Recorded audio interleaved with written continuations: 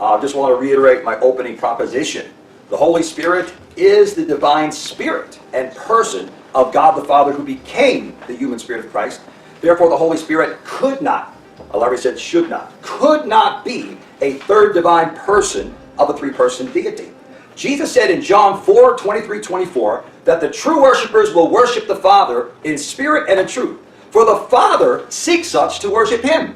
God is a spirit, and they that worship him must worship him in spirit and in truth. So since God is a spirit, and God is holy, God must be one spirit. Jesus further said in John chapter 17, verse 3, that the Father is the only true God. Jesus prayed to the Father saying this, that the Father is the only true God, saying you are the only true God. So since God is the only true God, he must be the Father, because Jesus addressed the Father. So God is a spirit, the Father is a spirit, and he's holy.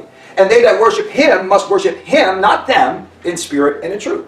Ephesians 4:3-6 says, endeavoring to keep the unity of the Spirit in the bond of peace. There's one Lord, one faith, one Spirit, one God and Father above all, through all, and in you all. So since there's only one Spirit, one Lord, one God, God must be that one Spirit of the Father in us all. Above all, through us all, and in us all.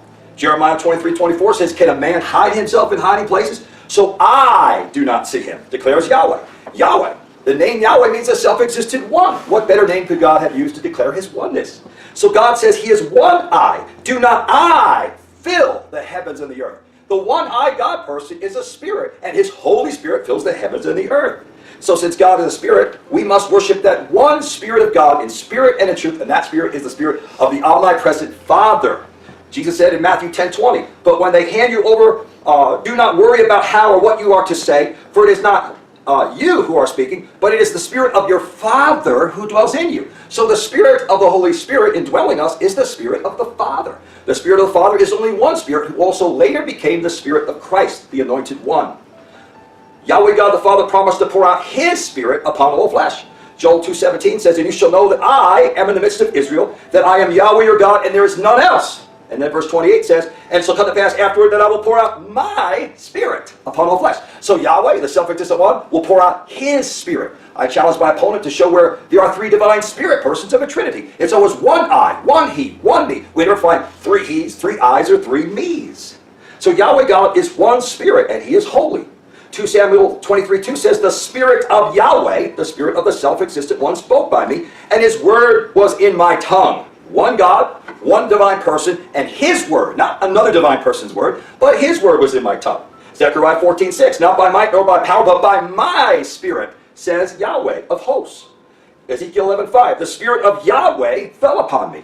Isaiah 40:13, who has directed the Spirit of Yahweh, or being his counselor, has taught him.